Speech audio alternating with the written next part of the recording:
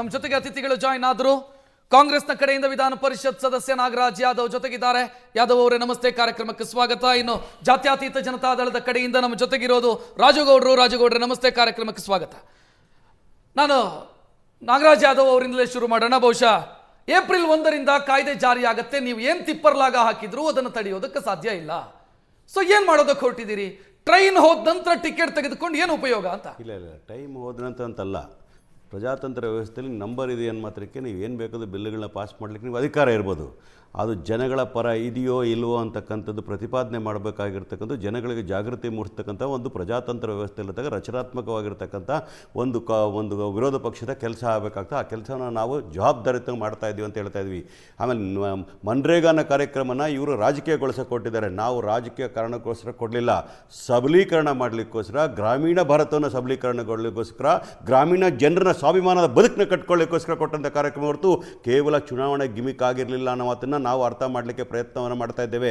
ಇವತ್ತು ನಾವು ಹೇಳ್ತಾ ಇರ್ತಕ್ಕಂಥದ್ದು, ಈಗ ಅದು ಚುನಾವಣಾ ಗಿಮಿಕ್ ಅಂತ ಹೆಂಗೆ ಹೇಳ್ತೀರಿ? ನಾನು ಹೇಳ್ತೀನಿ, ಚುನಾವಣೆ ಇಲ್ವಲ್ಲ, ಈಗ ಹೇಳ್ತೀನಿ ಕೇಳಿ ಏನಂತ. ನಾವು ಮಾಡಿದ ಉದ್ದೇಶಗಳು ಅವ್ರು ಇಟ್ಕೊಂಡು ಏನು ಹೇಳ್ಬೋದು, ಗಾಂಧಿ ಹೆಸರಿದೆ ಅದಕ್ಕೋಸ್ಕರ ಇಟ್ಕೊಂಡಿದ್ದಾರೆ ಅಂತ ಹೇಳ್ಬಿಟ್ಟು, ಅದು ಸೋನಿಯಾ ಗಾಂಧಿ ಮನೆ ಹೆಸರಾಗಿಲ್ಲ, ಮಹಾತ್ಮ ಗಾಂಧಿ ಹೆಸರು ಅಂತಕ್ಕಂಥದ್ದನ್ನ ಅವರು ಅರ್ಥ ಮಾಡ್ಕೊಳ್ಳಿಕ್ಕೆ ವಿಫಲರಾಗಿದ್ದಾರೆ. ನಾನು ಹೇಳ್ತಾ ಇರ್ತಕ್ಕಂಥದ್ದು, ಇವಾಗ ತಂದಿರ್ತಕ್ಕಂಥ VBG ರಾಮ್ಜಿ ಅಂತಕ್ಕಂಥ ವಿಚಾರದಲ್ಲಿ ನಾವ್ಯಾರು ಕೂಡ ರಾಮ ದೇವರ ಹೆಸರಿಗೆ ವಿರೋಧ ಅಲ್ಲ. ನಮ್ಗೆ ಗೊತ್ತಿರೋ ಪ್ರಕಾರ ಇದು ದಶರಥ ರಾಮನ ಹೆಸರು ಅಲ್ಲ, ಅಥವಾ ಶ್ರೀರಾಮನ ಹೆಸರು ಅಲ್ಲ, ಇದ್ಯಾವುದೋ ನಾಥೂರಾಮ್ ಗೋಡ್ಸೆ ಹೆಸರು ಇಟ್ಕೊಡಂಗೆ ಕಾಣ್ತಾ ಇದೆ ಅಂತಕ್ಕಂಥ. ಗಾಂಧಿ ಹಂಗಿದ್ರೆ ಸೋನಿಯಾ ಗಾಂಧಿ ಯಾಕೆ ಆಗಿರಬಾರ್ದು? ನೀವು ಗಾಂಧಿ ಹೆಸರು, ಮಹಾತ್ಮ ಗಾಂಧಿ ಹೆಸರು ದಯವಿಟ್ಟು ನಾಥೂರಾಮ್ ಗೋಡ್ಸೆ ವಿಚಾರ ಮಾತಾಡುವಾಗ ಸೋನಿಯಾ ಗಾಂಧಿ ಅಂತ ಹೋಗ್ಬಿಡಿ. ಅಲ್ಲ, ನೀವು ಅದನ್ನ ಇಲ್ಲಿಗೆ ಮಿಕ್ಸ್ ಮಾಡ್ತೀರಿ ಅಂತಂದ್ರೆ ಇದಕ್ಕೆ ಅವರು ಅದು ಅವ್ರು ಮಾತಾಡಲಿ. ಯಾಕಂದ್ರೆ ನೀವು ಒಂದು ನ್ಯೂಟ್ರಲ್ ಜಾಗದಲ್ಲಿ ಇರ್ತಕ್ಕಂಥವ್ರು, ನಾನು ನ್ಯೂಟ್ರಲ್ ಜಾಗದಲ್ಲೇ ಇರ್ತೀನಿ. ನೋಡಿ, ಇದು ಈ ಸೆಂಟ್ರಲ್ ಮಾತಾಡಿದ್ರೆ ಫ್ಲೋ ಕಟ್ ಆಗ್ತದೆ. ನೀವು ಇಷ್ಟೊತ್ತು ಮಾತಾಡಿದ್ ನಾವು ಯಾಕೆ ಕೂತ್ಕೊಂಡಿದ್ದೀವಿ ಹೇಳಿ? ಯಾಕೆ ಕೂತಿದ್ದೀವಿ? ಅವಕಾಶ ಕೊಟ್ಟಿರಲಿಲ್ಲ. ನಾವು ಇಂಟರ್ಫಿಯರ್ ಆಗುತ್ತೆ. ನೀವು ನೋಡಿ, ಬೇಕಾದ್ರೆ ಇಂಟರ್ಫಿಯರ್ ಆಗಬೇಕಾದ್ರೆ ಇಂಟರ್ಫಿಯರ್ ಆಗ್ತೀನಿ. ಅದು ಸಭ್ಯತೆ ಅಲ್ಲ. ನಾನು ರಿಕ್ವೆಸ್ಟ್ ಮಾಡ್ತೀನಿ ಅಷ್ಟೇ, not blaming you, don't take that away. ನಾನು ಏನು ಹೇಳ್ತಾ ಇದ್ದೀನಿ ಅಂತಂದರೆ, ಈಗ ಮನ್ರೇಗಾ ವಿಚಾರಲ್ಲಿ ಬಂದಾಗ ನಾವು 2014 ಅಧಿಕಾರ ಕೊಟ್ಟಾಗಲೂ ಕೂಡ ಆ ಕಾರ್ಯಕ್ರಮ ಜಾರಿಯಲ್ಲಿತ್ತು. ಒಂದು ವೇಳೆ ಅಧಿಕಾರಕ್ಕೆ ಬಂದಿದ್ದ ದಿವಸನೇ ಅವ್ರು ಬಂದು ಮನ್ರೇಗಾ ಬಗ್ಗೆ ಅವ್ರಿಗೇನಾದರೂ ಆಕ್ಷೇಪಗಳಿದ್ದ ವಿಚಾರದ ಅವತ್ತೇ ಚರ್ಚೆ ಮಾಡಿದ್ದಾಗ ಅವತ್ತೇ ವಿಚಾರಗಳ ತಂದುಬಿಟ್ಟು ವಿಸ್ತೃತ ಚರ್ಚೆ ಮಾಡಿದರೆ ವಿಷಯ ಬರ್ತಾ ಇರಲಿಲ್ಲ. 11 ವರ್ಷಗಳ ಆದ ನಂತರ ನೀವು ಅದರಲ್ಲಿ ಪಾರದರ್ಶಿಕೆ ಇಲ್ಲ, ಅದರಲ್ಲಿ ಅಕೌಂಟಬಿಲಿಟಿ ಇಲ್ಲ, ಅದು ಇದಿಲ್ಲ ಅದಿಲ್ಲ ಅಂತ ಹೇಳ್ತೀರಲ್ಲ. ಆದ್ರೆ ಏನು ಬೇಕಾದರೂ ಕೂಡ ಅಲ್ಲಿರ್ತಕ್ಕಂತಹ ಕಾಯ್ದೆಯಲ್ಲಿ ತಿದ್ದುಪಡಿಗಳು ತರಲಿಕ್ಕೆ ಸಂವಿಧಾನದಲ್ಲಿ ಅವಕಾಶ ಇದೆ. ಆದರೆ ತಿದ್ದುಪಡಿ ತರಲಿಲ್ಲ, ಅದನ್ನು ರದ್ದು ಮಾಡಿ ಹೊಸ ಕಾಯ್ದೆ ಮಾಡಿದ್ರಲ್ಲ, ಆ ಹೆಸರನ್ನ ಕಿತ್ತಾಕಿದ್ರಲ್ಲ. ಹೆಸರಿಂದ ಏನು ಕಷ್ಟ ನಿಮಗೆ?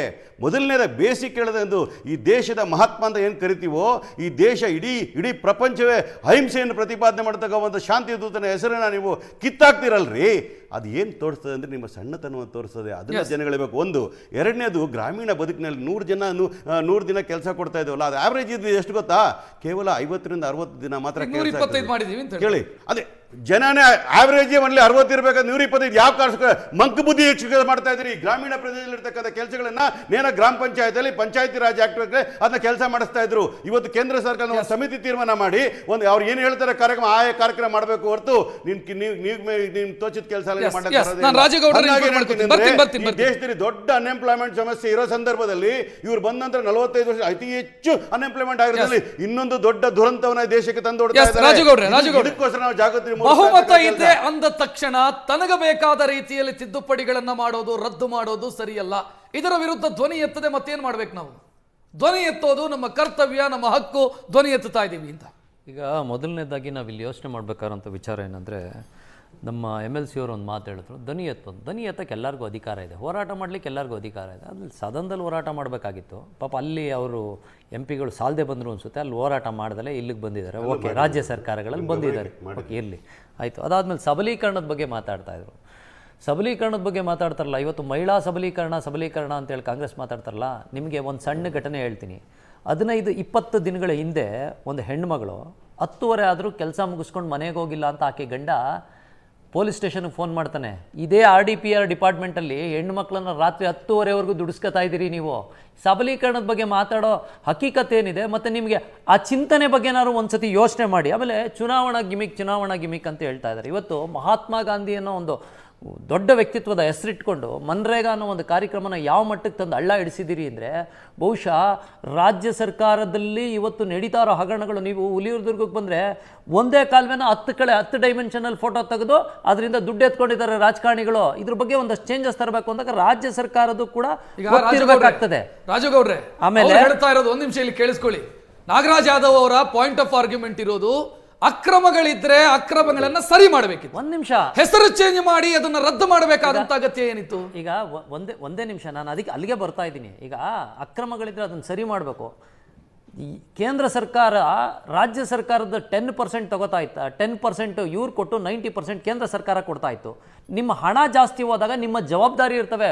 ಪ್ರತಿಯೊಬ್ಬ ಮನುಷ್ಯನಿಗೂ ಅದೇ. ಈಗ ಒಂದು ರಸ್ತೆ ಅಂತ ಹೇಳ್ತೀರಿ, ತುಂಬ ಸಮಯಗಳಲ್ಲಿ ನೋಡ್ತೀವಿ ರಸ್ತೆಯಲ್ಲಿ ಕಸ ಬಿಸಾಕ್ ಹೋಗ್ತಾನೆ ಯಾವುದೋ ಒಬ್ಬ ವ್ಯಕ್ತಿ, ಅವ್ನ ಮನೇಲಿ ಕಸ ಬಿಸಾಕ್ ಹೋಗ್ತಾನ, ಕಸ ಗುಡಿಸ್ತಾನೆ. ನಿಮ್ದು ಯಾಕೆ ಜವಾಬ್ದಾರಿ ಇರಬಾರ್ದು? ಈಗ ಕೊಡಬೇಕಾಗಿದ್ದ ಹಣನ ಇನ್ನೊಂದು ಸ್ಕೀಮಿಗೆ ಕೊಡ್ತಾರೆ. ಎಲ್ಲೋ ಅವ್ರೇನು ಎತ್ಕೊಂಡು ಓಡಾಗಲ್ಲ ಕೇಂದ್ರ ಸರ್ಕಾರ. ನೀವು ಕೊಡ್ತಾ ಇರೋ ಚೇಂಜಸ್ಗಳು ಸಾಕಷ್ಟು ಹೇಳ್ತೀರಿ. 100 ದಿನ ಕೊಡ್ತಿದ್ದು 125 ದಿನ ಬೇರೆ ಬೇರೆ ಸ್ಕೀಮ್ಗಳಿಗೆ ಅಳವಡಿಸ್ತಾ ಇದ್ದಾರೆ. ಈಗ ಸಾಕಷ್ಟು ಕಡೆ JCB ಬಳಸಿ ಕೆಲಸ ಮಾಡ್ತಾ ಇದ್ದಾರೆ. ಜನಕ್ಕೆ ಕೆಲಸ ಸರಿ ಮಾಡಿ ಅಂತಾನೆ ಹೇಳೋದು ನಾಗರಾಜ್ ಯಾದವ್ ಅವರು ಅಥವಾ ಕಾಂಗ್ರೆಸ್. ಯಾರು ಮಾಡ್ಬೇಕು? ಸರಿ ಮಾಡಬೇಡಿ ಅಂತ ಹೇಳಿಲ್ಲ. ಯಾರು ಮಾಡ್ಬೇಕು? ಸರಿ ಮಾಡಿ. ಹೆಸರು ಯಾಕೆ ಚೇಂಜ್ ಮಾಡಿದ್ರಿ? ರೇಷಿಯೋ ಯಾಕೆ ಚೇಂಜ್ ಮಾಡಿದ್ರಿ? ಯಾರು ಮಾಡ್ಬೇಕು? ಸರಿನಾ? ಸರ್ಕಾರ ಮಾಡ್ಬೇಕು, ಮಾಡಿ. ಮತ್ತೆ ಎಲ್ಲ ಕೇಂದ್ರದ ಮೇಲೆ ತಗೊಂಡಾಗ ಹಾಕ್ಬಿಟ್ಟಂದ್ರೆ ನಿಮ್ ಜವಾಬ್ದಾರಿ ಏನು? ನಮ್ ತೆರಿಗೆ ಹಣದಲ್ಲಿ ಬ್ಯಾಲೆನ್ಸ್ ಬರಲಿಲ್ಲ ಅಂತ ಕುಣಿತಿರಲ್ಲ, ನಿಮ್ದೇನ್ ಜವಾಬ್ದಾರಿ? ಅದೇ ಹೇಳೋದು ಅವರು ಕರೆಕ್ಟ್ ಮಾಡಿ ಅದನ್ನ.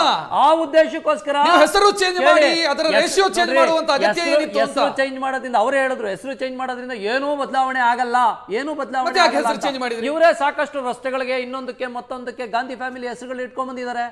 ಮತ್ತೆ ಯಾಕೆ ಹಳೆ ಹೆಸರುಗಳನ್ನ ನೀವು ಚೇಂಜ್ ಮಾಡಿದ್ರಿ? ಅಲ್ಲ, ಹೆಸರು ಚೇಂಜ್ ಮಾಡೋದ್ರಿಂದ ಏನೂ ಆಗಲ್ಲ ಅಂತಂದ್ರೆ ಈಗ ಹೆಸರು ಯಾಕೆ ಚೇಂಜ್ ಮಾಡಿದ್ರಿ? 100 ದಿನದ ಕೆಲಸನ 125 ದಿನ ಮಾಡಿದ್ದಾರೆ. ಅದು ತಾನೇ ಸಬಲೀಕರಣ. 60 ಜನ ನೋಡಿ, ನೀವು ಎಷ್ಟು ಆರ್ಥಿಕವಾಗಿ ಸಬಲರಿರ್ತಾರೆ. ಇವತ್ತು ಯಾಕೆ JCB ತಂದು ಕೆಲಸಗಳು ಮಾಡ್ತಾ ಇದ್ದಾರೆ? ಯಾಕೆ ಮಾಡ್ತಾ ಇದ್ದಾರೆ? ಮೋಹನ್ ವಿಶ್ವ ಅವರು ಬಿಜೆಪಿಯಿಂದ ಜಾಯ್ನ್ ಆದ್ರು.